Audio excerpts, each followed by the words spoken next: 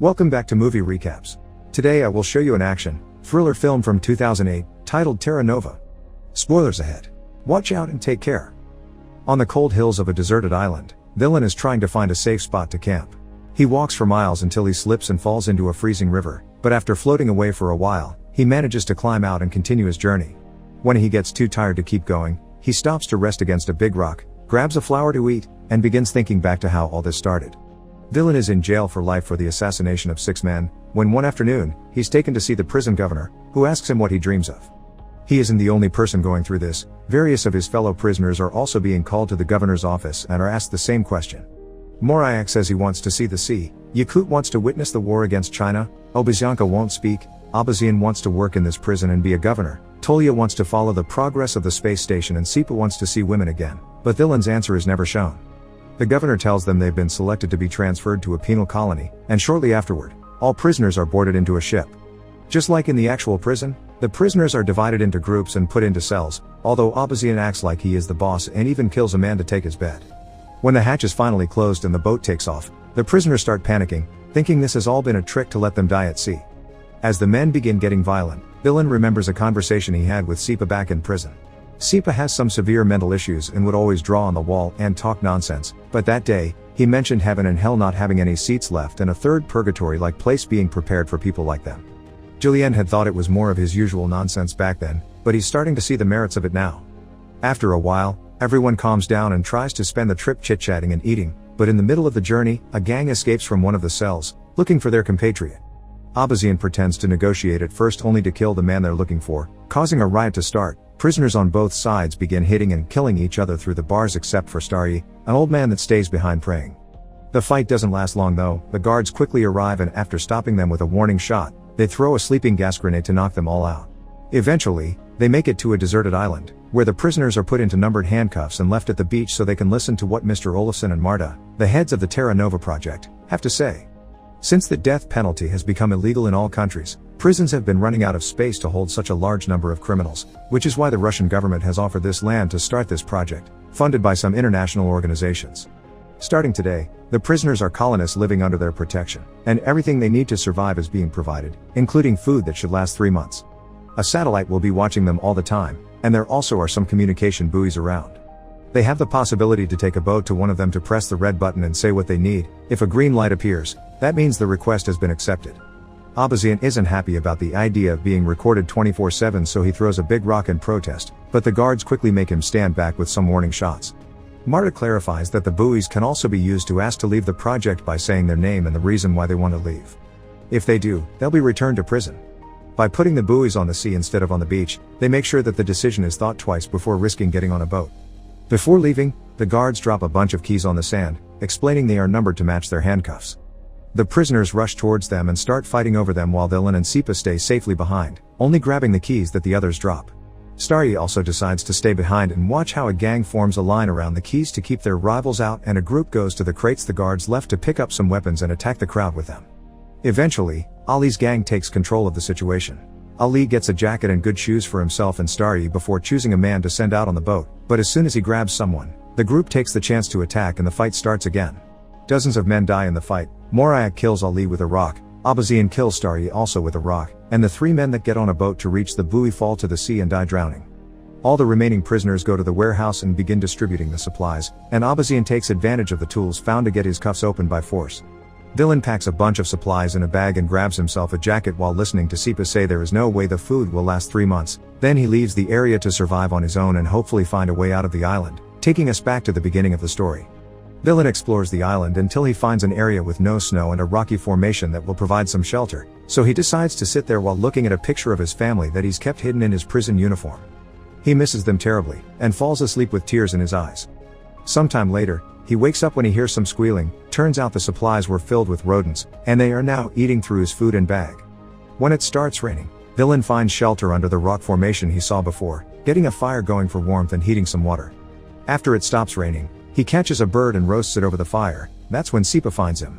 As he chit-chats with him, he tries to steal his knife, but Dylan sees him and takes it back.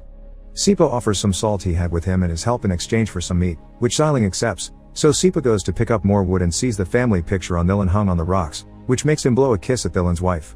Afterward, They share the bird, and when they're done eating, Sipa walks to the edge of the cliff, explaining he doesn't jump because he's too afraid.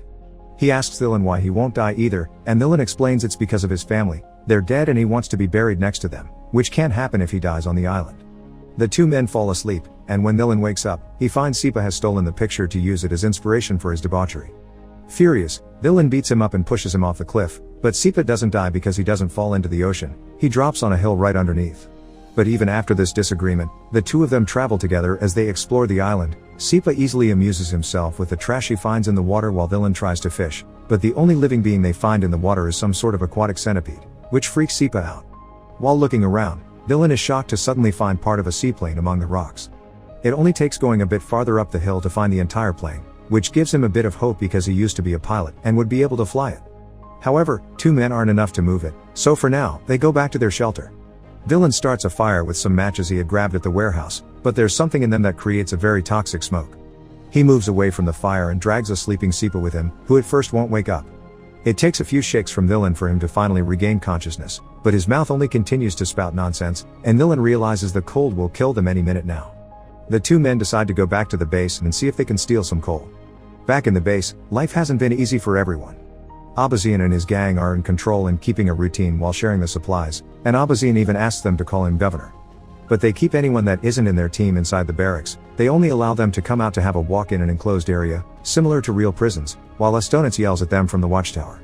When they're sent back, they need to run because whoever is last gets killed to be used as food later.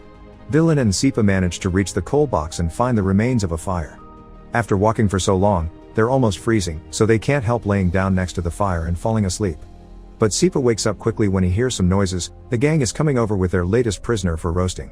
He runs to hide behind a rock, but Dylan is still out there, so he comes back out to rescue him, but he isn't fast enough and Abazian's men find them and capture them. The two of them are taken back to base, where Abazian tries to decide what their punishment will be for having run away with supplies when they arrived. Yakut tries to remind them that they were on their side during the ship fight, causing Estonitz to insult him for trying to meddle. Yakut replies by hitting him, and this causes the whole gang to team up to hit him in return, earning Yakut a place in the barracks with Dylan and Sipa. They walk around for a while, and when Estonitz announces it's time to return, Dylan stays behind, but Sipa comes back from him and drags him inside with him. They can only watch as the last standing man is captured and tied to a pole, begging for some water as his last wish, so Sipa takes pity on him and brings a cup to his lips before he is killed. Later, before going to sleep, the group discusses the possibility of rebelling. They're unsure because it may be dangerous, but Shram convinces them it's worth trying. The next morning, Tolya shows Abaziankat that he's installed a secret trap in his workshop to catch any potential thieves. After the group takes his daily walk, Estonitz tries to get them back inside to get the usual game going, but only two men run. The rest stand back and come together while Yakut throws a rock at Estonitz to shut him up. Dylan walks up to Abazian and offers him a deal. If he lets them go to the buoy and ask for food, he'll tell him the location of the plane he found. Abazian accepts and opens the gate to let them out. While Tolya and Dylan go with two other men on the boat, Abazian asks his men if they know anything about Dylan, and that's how he learns he was a pilot, that his family died in a plane crash, and he went to jail for killing flight dispatchers at the airport with a rifle. This crime was classified as murder in a state of severe emotional agitation, which Abazian thinks means Dylan has a guilty conscience. As soon as the boat is far enough, he orders the group to go back to the barracks, canceling his deal. Yakut tries to confront them, but he's immediately killed, so Abazian grabs one more man before declaring the game is on again. The group can only run back to the barracks since a fight would be a very bad idea because Abazian's men are armed. Meanwhile at sea, one of the men falls off the boat, but they catch him just in time and drag him back up. Tolya reaches the buoy and asks for help, but it's broken, and not even his tools will help. They go back to the shore and Dylan tells Abazian that food is on its way, but Abazian doesn't believe him because there wasn't a green light of confirmation. Tolya reminds him of the existence of the plane, but Abazian doesn't believe that's true either, but it inspires Obazianka to move around with his arms open like one. Abazian finds this distracting and grabs him by the neck, so Tolya uses the chance to come at him from behind and kill him. Two other members of his group, Amurbek and Ertsanov, kill the rest of their gang and watch Estonitz run away before they can catch him as well. They ask Dylan what to do next, and he asks them to free the men from the barracks because he swears food is coming and they just didn't see the light because it was broken. The men are skeptical about this and remind him now they have plenty of bodies to feed on later, but Tolya thinks they should be buried. Dylan reminds him about the plane as well, so Amurbek and Ertsanov finally accept. They free the prisoners and tell them they'll be waiting a few days for the food to arrive, but they won't be using each other as food anymore, so everyone needs to stay calm and cooperate. They'll also send a group to rescue the plane, which they'll put in a hangar they'll build and slowly repair it to escape later. Suddenly, Sipa interrupts their plans, claiming there's no satellite, while writing an SOS message using sand and 3 bodies. Sometime later, Estonitz returns to the base, and because of the new rules that say they need to keep the peace, they decide to ignore what he's done to them for now and share their food with him anyway. Villain guides a group of men towards the plane, and their moods greatly increase when they see he's been telling the truth. Together they take it apart for easier transport and carry the pieces back to base. Eventually, Marta arrives at the island with a bunch of guards. They use gas to keep the men away, but they do allow Villain come to talk to her and discuss the list of things they've requested. She's confused on why they're asking for gas, and he explains it's for the generators, which are supposed to be wind-powered but they don't work during the polar night. In truth, they want the gas for the plane. Villain takes the chance to ask why they didn't answer Sipa's SOS message, and Marta explains their satellite is of the infrared kind. They see heat, so they can locate people and stoves but not words. She also wants to know what people were doing so far away from the base some days ago, and he tells her they were fishing. They don't believe him because there's no fish in the area, so he lies again and tells them they've been eating those centipede-like creatures, which she finds very shocking. They also want to know how many of the original 206 colonists are left, which Villain finds suspicious because they should be able to tell with their satellite. He tells them 87 are left, and many are sick, but nobody wants to abandon the project and return to jail. Before Villain leaves, Marta tells him he has the right to one personal request, so he gives her a few sheets of paper asking her to provide the group well. Once the guards have left the new supplies, Villain and his men try the gas in the plane hidden in the hangar and happily confirm it does work. Afterward, they watch a new group of American prisoners arrive as the guards and Marta leave the island. These prisoners have a leader too, a very large man that Villain tries to shake hands with. The man doesn't take it, in fact, he hits Villain, which triggers a fight between both sides. The encounter is brutal and nobody hesitates to go for the kill, so Sipa drags Villain with him to hide him in the workshop. One of the Americans tries to follow them, but he falls on Tolya's trap and instantly dies. Ertsanov goes up against the American leader and gets overpowered, but before he can get killed, Amarbek cuts in and kills the big man instead as the buildings around them catch on fire. All this is being watched by the heads of the project. When they realize the situation is finally out of control and that over 40% of the colony has been killed, Marta calls the central office and is told to proceed with Code Naked Island, which sends a bunch of guards to the island that shoots all the reminder prisoners while Marta burns Villain's letters. Luckily, a few men are still alive thanks to having hidden in the mountains or the hangar: Villain, Sipa, Ertsanov, and Tolya.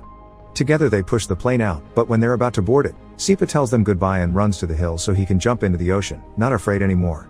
The remaining trio gets in the plane and Villain manages to make it take off safely, although the guards shoot at them on the way.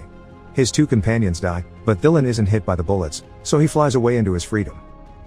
Make sure to subscribe and turn on notifications so you can watch more videos like this. Thanks for watching.